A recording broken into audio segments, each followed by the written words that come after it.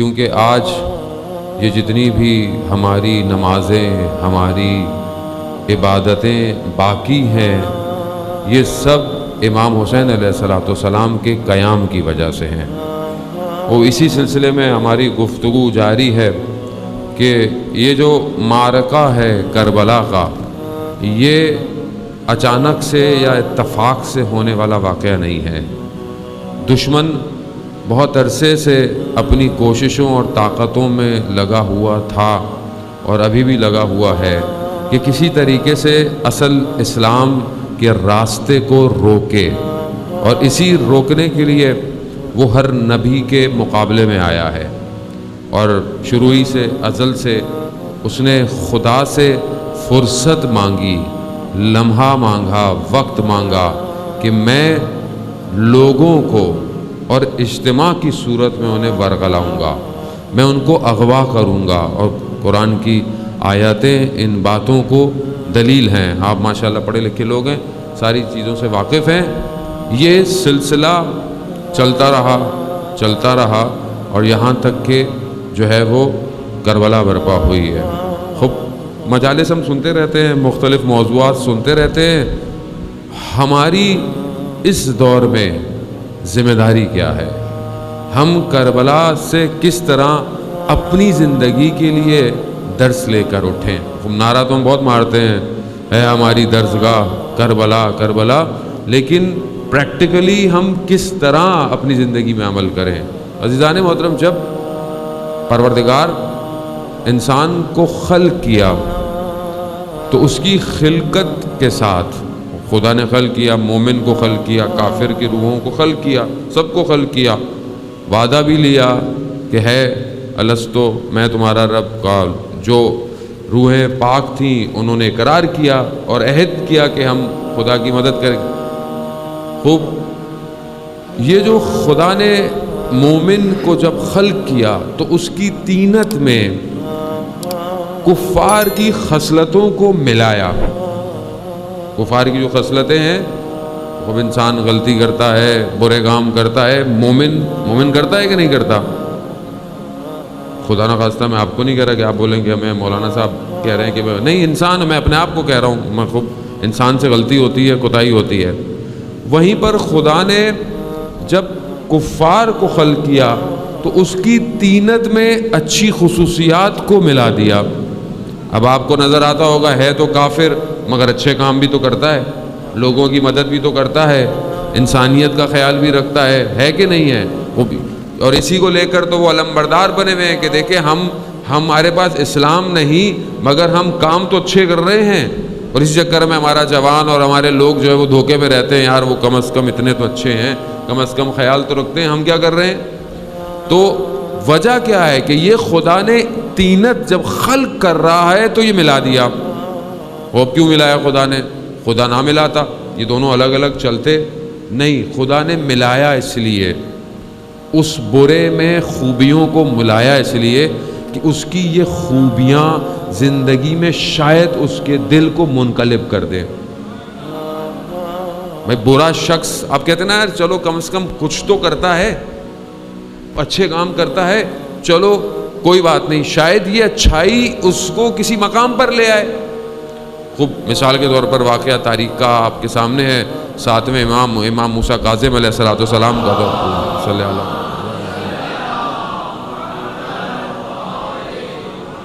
امام کا دور ہے، امام گزر رہے ہیں، امام نے گھر میں سے دیکھا کہ گانے کی آوازیں ہیں، رقص کی اس طرح کی آوازیں آ رہی ہیں، تو وہ کنیز باہر کچھ کچرا پھینکنے کے لیے باہر آئی، تو میرے مولا نے اس سے پوچھا کہ یہ گھر کس کا ہے، آزاد ہے یا غلام ہے؟ تو کہا کہ آزاد ہے۔ کہا اگر غلام ہوتا تو ایسی زندگی نہ گزار رہا ہوتا۔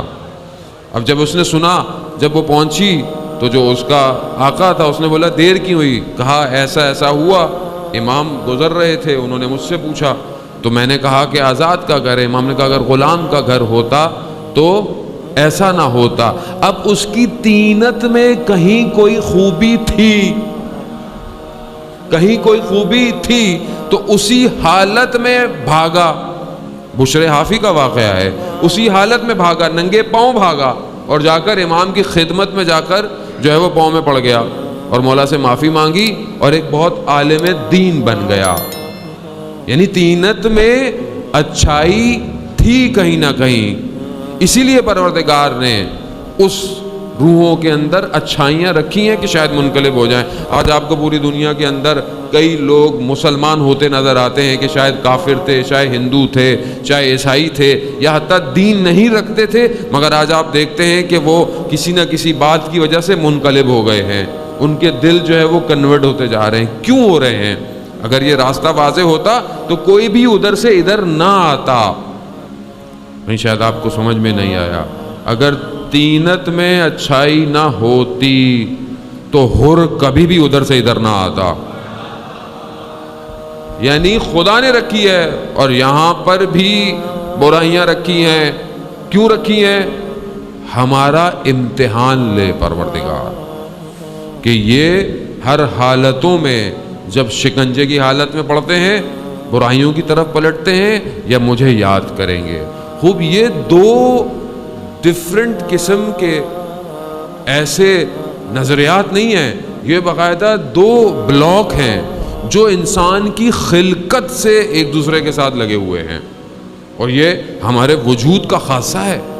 وہ مومن سے غلطی ہوتی ہے، مومن گناہ کرتا ہے. کیوں کرتا ہے؟ کیونکہ اس کے تینت میں چیزیں مخلوط ہیں. عزیزان محترم، وہ پروردگار سورہ انفال کی آیت نمبر 37 کے اندر بھی یہی فرماتا ہے کہ یہ جو کافر ہیں، یہ جو منافق ہیں، یہ بھی نفاق کرتے ہیں، یعنی پیسہ خرچ کرتے ہیں.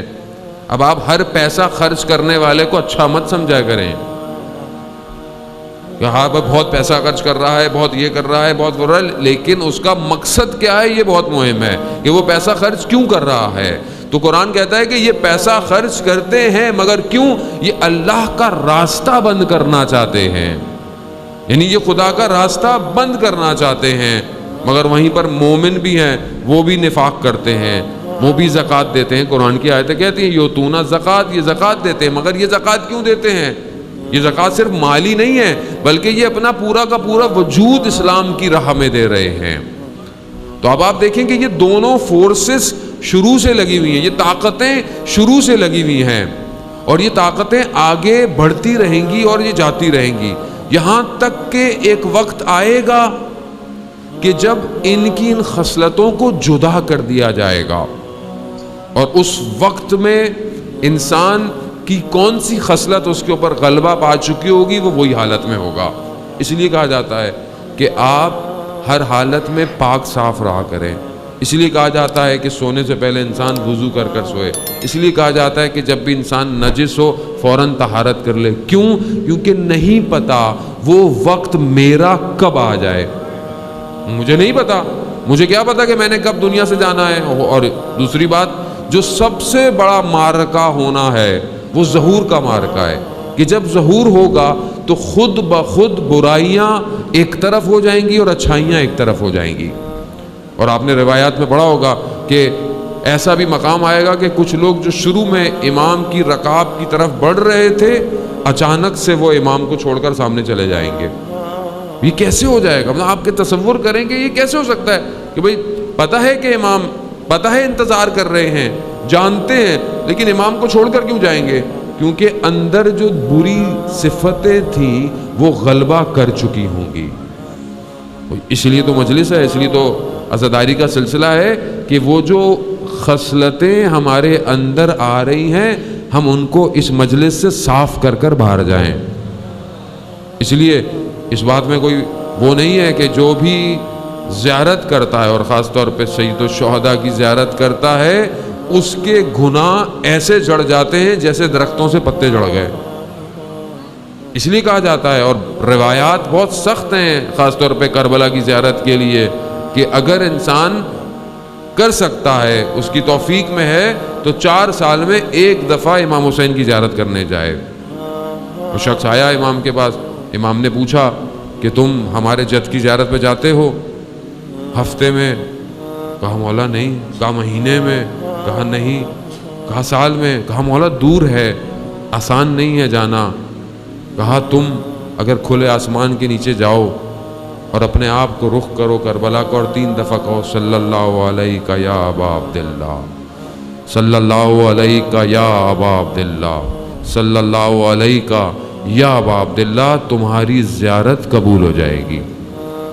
یعنی ہمیں انہوں نے اتنا آسانی دی ہے۔ کیوں دی ہے عزیزان محترم؟ کیونکہ وہ ہماری خلقت سے واقف ہیں۔